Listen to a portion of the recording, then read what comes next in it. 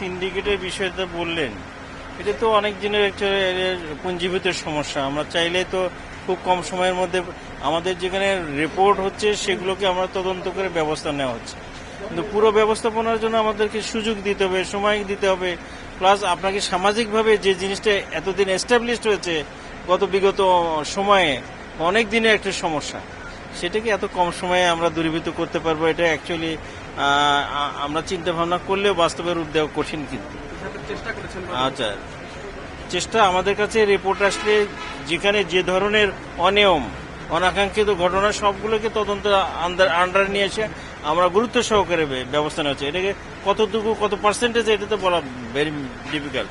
আপনার এলাকার কোনো বিষয় থাকলে আমাদেরকে জানাবেন, আমরা নিয়ম অনুসারে আমাদের প্রশাসন রয়েছে, আমাদের প্রতিনিধিত্ব করার জন্য আমাদের প্রশাসনিক পার্ট রয়েছে, সিভিল সার্জন রয়েছে, উপজেলা স্বাস্থ্য কর্মকর্তা রয়েছে, ডিভিশনাল ডাইরেক্টর রয়েছে, তাদের মাধ্যমে আমাদের কাছে যদি পৌঁছায় আমরা ব্যবস্থা নেব। এই যে আপনারা বলছেন সিন্ডিকেট, এটা কি সরকারের একার দায়িত্ব? সিন্ডিকেট করে কারা? আপনার এলাকার মানুষই করছেন, কিংবা হাসপাতালের লোকজন মিলেই তো করছেন। তো সেটা তো নাগরিক হিসেবে আপনারও দায়িত্ব, হাসপাতালের দায়িত্ব, সবাই মিলেই কাজটা করতে হবে। এখন হাসপাতাল যদি চেষ্টা করে যে আমি ঠিক আছে আমার লোকদের আমি দমন করলাম, বাইরের গুলিকে দমন করতে পারবে না। কাজে এই জন্য দরকার নাগরিক এবং হাসপাতালে যারা কর্তৃপক্ষ সবাই সম্মিলিতভাবে আপনারা যদি এটার পিছনে রুখে দাঁড়ান। এই যে দেখেন অ্যাম্বুলেন্স, ওটা না হলে যাওয়া যাবে না। এই অ্যাম্বুলেন্স কার? আপনার, আমার কর্মীর, আমার নানান জনের তো মিলে করছে।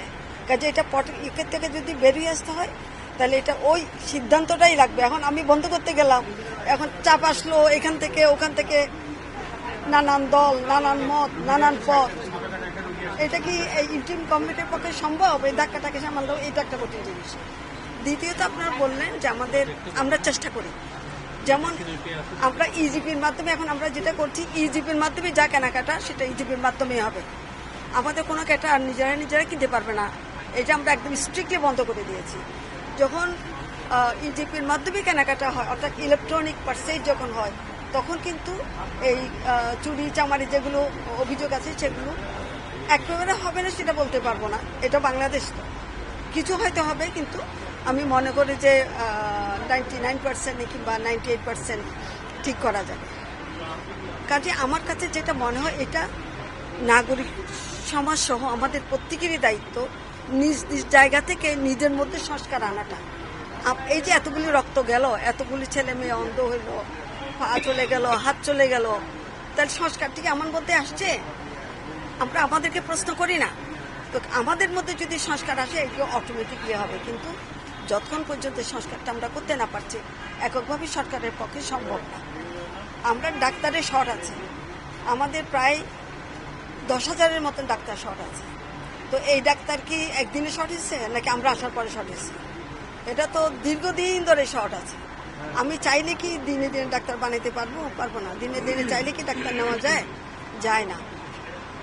তারা আমাদেরকে বলেছে ডাক্তার নিতে হলে যেটা বিসিএস পাশ করা যাদেরকে নেবে, এটা 3 বছর লাগে, অ্যাডভার্টাইজমেন্ট থেকে শুরু করে 3 বছর লাগে একটা ব্যাচ নিয়ে আসতে। আমাদের সময় আমরা যেটা চেষ্টা করেছি 7 মাসের চেষ্টা করেছি।